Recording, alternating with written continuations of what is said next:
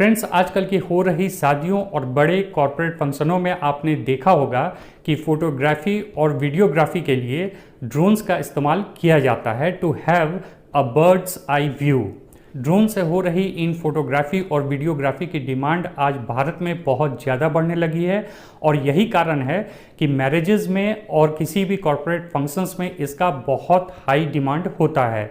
लेकिन क्या आप जानते हैं कि ड्रोन फ्लाइंग से संबंधित हमारे देश में कानून है और अगर उस कानून का पालन किए बिना अगर मैरिजेज में या कॉरपोरेट फंक्शंस में इन ड्रोन्स का इस्तेमाल किया जाए तो यह आपके लिए एक बड़ी समस्या खड़ा कर सकता है। आपको भारी फाइन भी चुकाना पड़ सकता है and even it can attract some provisions of Indian penal code. तो आज के इस वीडियो में मैं आपको बताऊंगा कि ड्रोन फ्लाइंग से संबंधित क्या है कानून और मैरिजेज या कॉरपोरेट फंक्शंस में या फिर और भी कहीं ड्रोन इस्तेमाल से पहले किन सावधानियों को ध्यान में रखना जरूरी है। फ्रेंड्स, सबसे पहले आप यह जानें कि ड्रोन्स जो है वह 3 प्रकार के होते हैं। पहला नैनो ड्रोन्स, दूसरा स्मॉल और माइक्रो ड्रोन्स और तीसरा मीडियम और लार्ज ड्रोन्स। इन तीनों ड्रोन्स से संबंधित नियम जो हैं वह अलग अलग हैं। नैनो ड्रोन्स उन ड्रोन्स को कहा जाता है जो ड्रोन्स 250 ग्राम तक के किसी भी वेट को आसानी से लेकर फ्लाई कर सकें। माइक्रो और स्मॉल ड्रोन्स उनको कहते हैं जो कि 250 ग्राम से 25 किलो तक के किसी भी वेट को आसानी से लेकर उड़ सकता है। मीडियम और लार्ज ड्रोन्स उन ड्रोन्स को कहा जाता है जो 25 किलो या 25 किलो से ज़्यादा का वेट लेकर आसानी से हवा में उड़ सकते हैं। नैनो ड्रोन्स जो है उसे टॉय ड्रोन्स भी कहा जाता है। आप बिना किसी ऑथराइज्ड गवर्नमेंट एजेंसी से परमिशन लिए नैनो ड्रोन्स को इस्तेमाल कर सकते हैं और उसे उड़ा भी सकते हैं। इसके लिए किसी से भी परमिशन लेने की ज़रूरत नहीं है। माइक्रो या स्मॉल ड्रोन्स अगर कोई उड़ा रहा है तो माइक्रो या स्मॉल ड्रोन्स को उड़ाने वाले उस व्यक्ति को एक लाइसेंस की आवश्यकता होगी और उस लाइसेंस का नाम है UAS operator permit of class 1। UAS stands for unmanned aircraft system. यह लाइसेंस जो है वह स्टैंडर्ड UAS ऑपरेटर प्रोवाइड करते हैं and it is duly approved by DGCA यानी कि directorate general of civil aviation. अगर DGCA से अप्रूव्ड नहीं है तो फिर उस ऑपरेटर का लाइसेंस भी मान्यता प्राप्त नहीं है। मीडियम एंड लार्ज ड्रोन्स को जो भी व्यक्ति उड़ाएगा उस व्यक्ति के पास एक स्पेशल लाइसेंस होना चाहिए और इस लाइसेंस का नाम है UAS operator permit of class 2। UAS operator permit class 1 की तरह यह लाइसेंस भी स्टैंडर्ड UAS ऑपरेटर के द्वारा दिया जाता है and it has to be approved by DGCA यानी कि directorate general of civil aviation. इसके अलावा अगर आप इन बड़े ड्रोन्स को किसी भी ATC एक्टिव एरिया में फ्लाई करना चाहते हैं यानी कि air traffic control active area में फ्लाई करना चाहते हैं तो इसके लिए आपको ATC से एक यूनिक आइडेंटिफिकेशन नंबर भी प्राप्त करना होगा। अब आपको बताता हूं कि इन ड्रोन्स को कितनी ऊंचाई तक उड़ाने की इजाज़त आपको है। अगर आपके पास नैनो ड्रोन है तो नैनो ड्रोन को ग्राउंड लेवल से सिर्फ 50 फीट ऊपर उड़ाने की इजाज़त आपको मिलती है।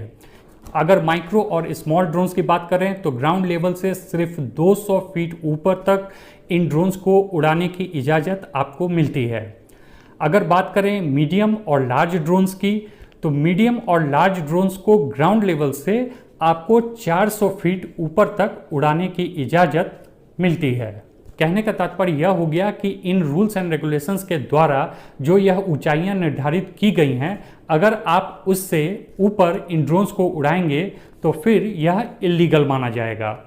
और अब आपको बताता हूं कि आप कहां कहां इन ड्रोन्स को नहीं उड़ा सकते हैं। यह जो रिस्ट्रिक्टेड एरिया मैं आपको बता रहा हूं यह तीनों तरह के ड्रोन्स पे लागू होता है।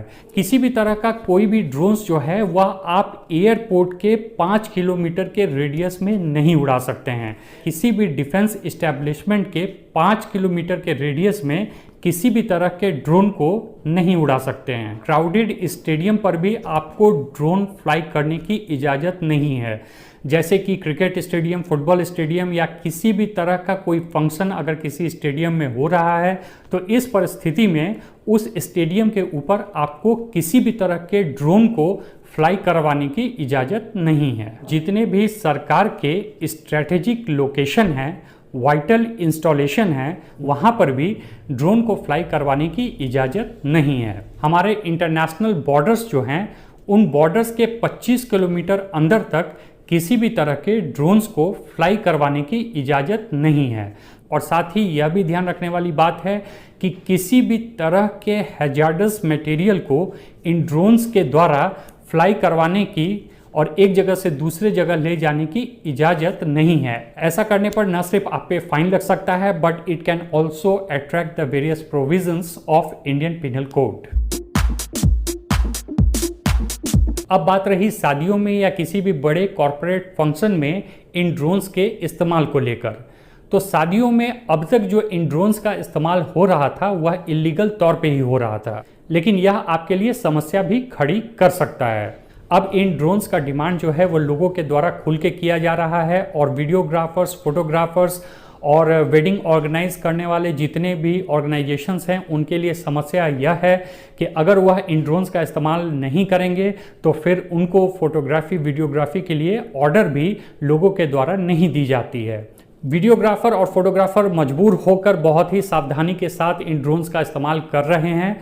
आपने शादियों में यह मार्क किया होगा कि इन ड्रोन्स को 40 फीट से ज़्यादा ऊपर वह नहीं ले जाते हैं और फिर 40 फीट पर ले जाने के बाद काफ़ी तेज़ी से उसे फिर नीचे की तरफ लाते हैं और फिर ऊपर की तरफ ले जाते हैं। इस प्रकार करने से वह किसी भी तरह के रडार में आने से बच सकते हैं, या अगर वह एरिया ATC एक्टिव एरिया है तो ATC के नज़र में भी आने से बच सकते हैं। इस तरह के उपाय वीडियोग्राफर्स, फोटोग्राफर्स और जो भी इवेंट्स ऑर्गेनाइजेशन हैं वह कर तो रहे हैं, लेकिन फिर भी यह पूरी तरह से इलीगल है अगर आपने DGCA से इस इवेंट को ड्रोन के द्वारा कैप्चर करने की इजाज़त नहीं ली है। तो अगर DGCA से बिना इजाज़त लिए अगर इन तरह के फंक्शंस में किसी भी तरह के ड्रोन का इस्तेमाल हो रहा है एक्सेप्ट नैनो, इस कारण से 25 से 50 हज़ार रुपये तक का भी फाइन एट अ टाइम आपको देना पड़ सकता है। इसके अलावा अगर नो फ्लाइंग जोन में आप कोई भी ड्रोन उड़ाते हुए पकड़े जाते हैं तो फिर स्ट्रेट अवे आपको 50,000 रुपया फाइन देना पड़ेगा। अगर आप उस ड्रोन के माध्यम से किसी भी क्रिमिनल एक्टिविटी में पाए जाते हैं, जैसे जासूसी करते हुए पकड़े जाते हैं या फिर कोई हैजार्डस मटेरियल एक जगह से दूसरे जगह भेजते पाए जाते हैं या फिर किसी भी तरह की रेकी करते हुए पकड़े जाते हैं, तो फिर इस परिस्थिति में फाइन के साथ साथ it will also attract the various provisions under Indian penal code. अगर आप वेडिंग फंक्शन या किसी भी तरह के फंक्शन का फोटोग्राफी या वीडियोग्राफी करवाना चाहते हैं थ्रू ड्रोन, तो इसके लिए बहुत ज़रूरी होगा कि आप DGCA से प्रायर परमिशन ले लें, क्योंकि अगर आप परमिशन नहीं लेते हैं एंड ऑन द स्पॉट पकड़े जाते हैं then you have to pay a heavy cost for it. आशा करता हूँ मेरा ये वीडियो आपको पसंद आया होगा। Thanks for watching.